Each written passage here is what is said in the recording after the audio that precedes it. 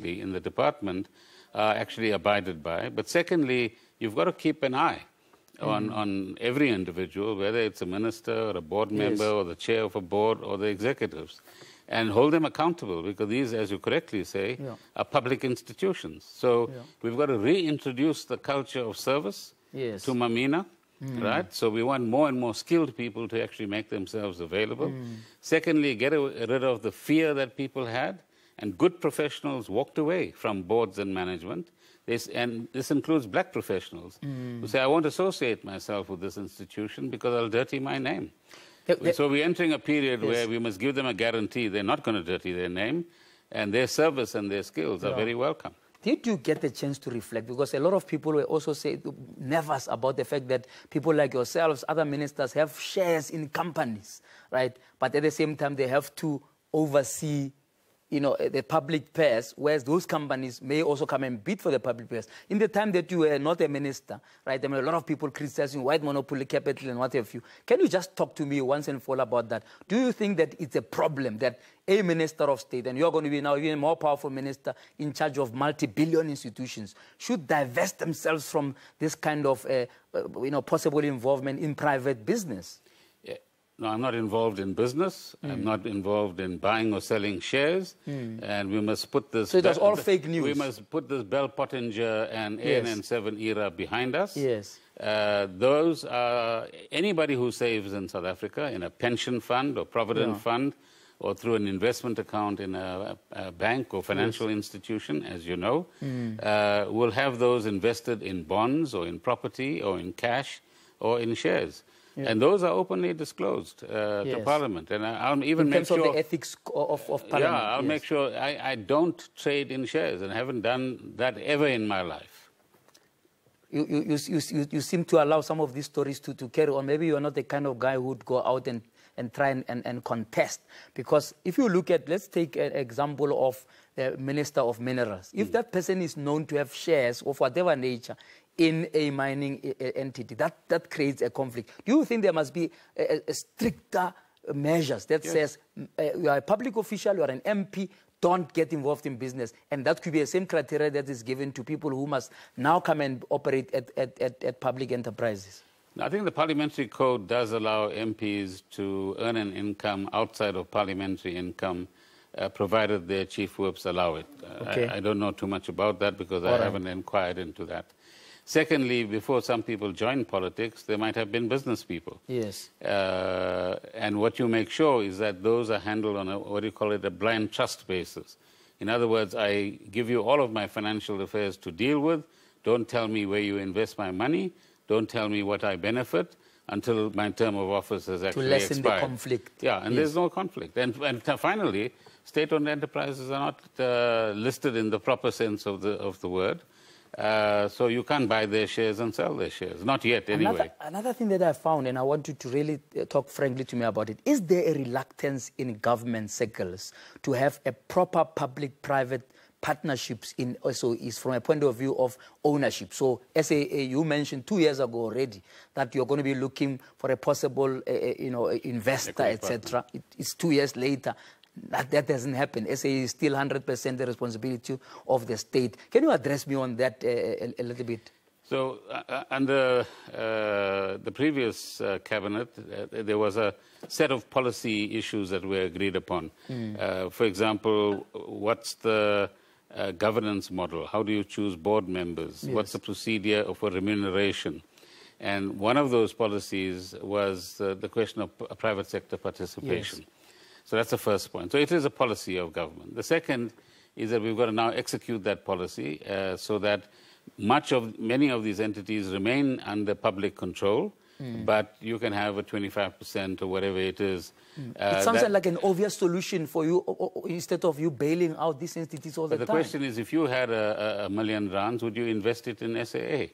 Today. Not now. Not now. So not now. Not when you have failed to get rid of a chairman who made the thing lose 5 billion. So part of our task now as government as a whole is to turn these entities into credible businesses, sustainable businesses. Before you go out to get the partners. And then you can get, if you try to sell a junk entity, Today, 25% might be worth 25 million rands. So they'll buy it for a song. Tomorrow, it could be worth 250 million rands. So we will be letting the public down if we don't But do it's the not right a chicken and egg setup in that you may fail to turn them around if you don't bring relevant expertise from the private sector. That's what we will have to consider in the course of the next couple of months, as to how do you balance those two factors out. Right. And already you have, for example, independent power producers, which are a form of public-private partnership. The Treasury guarantees their investment, and we've got, what, almost 200 billion rands of investment, either in real terms or potential terms. In fact, after the break, I want to zone into that one, because ESCOM, at some point, actually just said, no, we actually don't need these producers anymore because there's no longer load shedding. But we'll talk about that after the break, to also look at the quality of management that we put at these entities. We're talking to Minister Pravin Gordhan. You can follow us on hashtag Frankly Speaking. After the break, we carry on that conversation.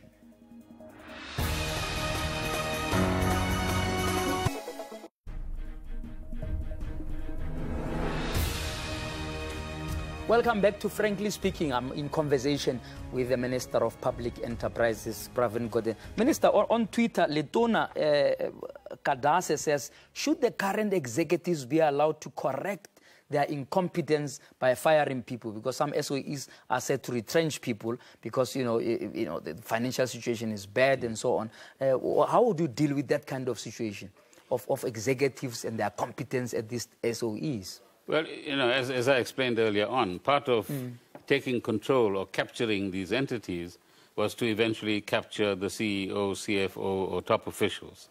Now, you will recall that according to evidence given to the Parliamentary Committee, Mr. Sotsi said he was instructed to suspend 4 officials, including Mr. Motana. Yes.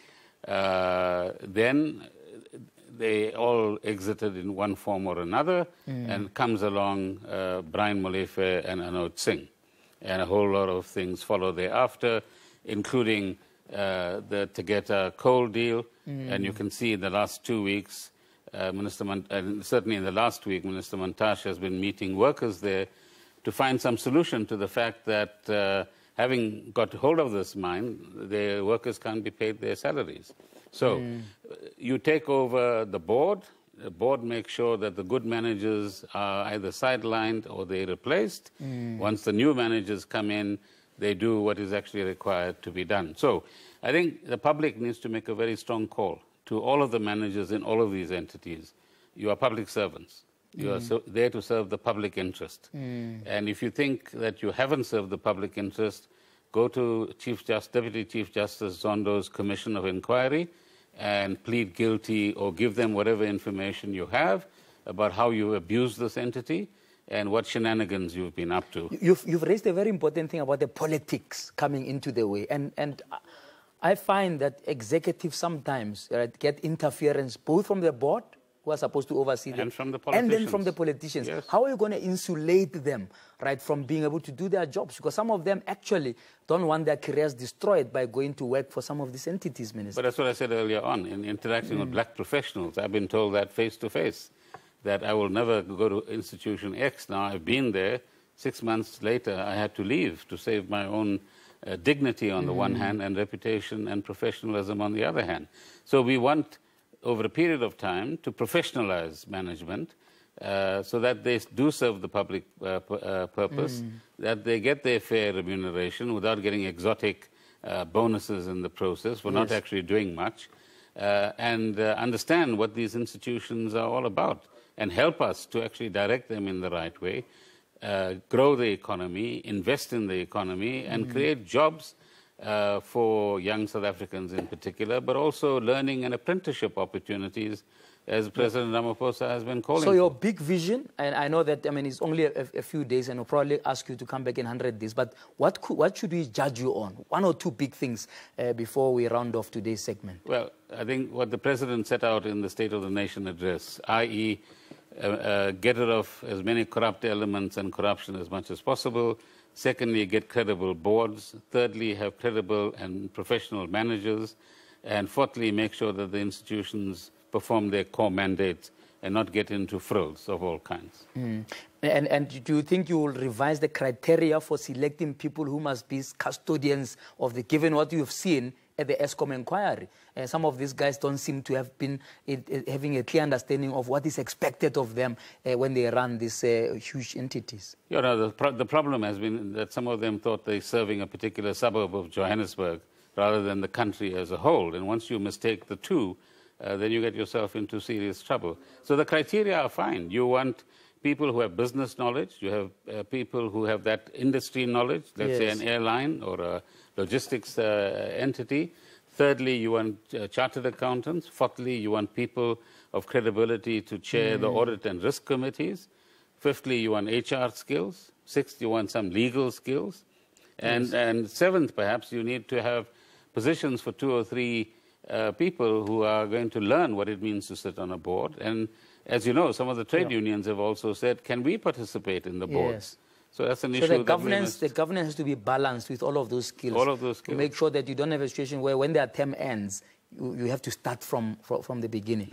One of the big things that people are wondering is how the SOA landscape, right, can improve the whole area of black economic empowerment. And I want to talk about that in our next segment, because we've run out of time for this week, but we will continue this conversation next week. And thank you so much, Minister, for being our guest tonight.